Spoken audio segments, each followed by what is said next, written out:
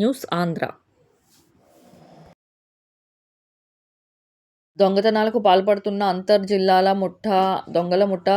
5 సభ్యులను అరెస్టు చేసి వారి వద్ద నుండి 1,50,00,000 విలువ చేసే సుమారు 2 కేజీల బంగారపు వస్తువులు మరియు 12 లక్షల విలువ గల 13 కేజీల వెండి వస్తువులను రికవరీ. మొత్తం 1,62,00,000 రూపాయలు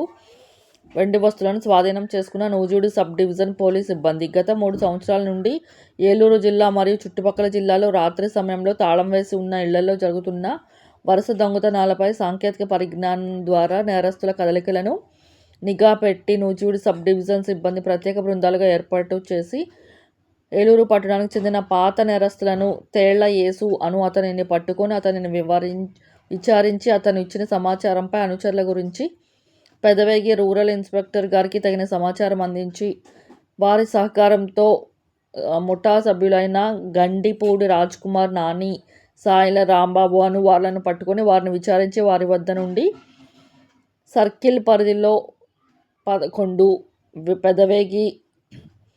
సర్కిల్ పరిధిలో 11, ఏలూరు సబ్ డివిజన్ పరిధిలో 5, పోలవరం సబ్ డివిజన్ పరిధిలో 1,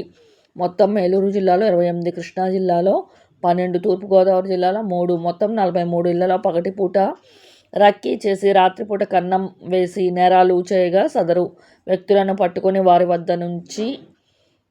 విలువైనవి వస్తువులను రికవరీ చేయటం జరిగింది.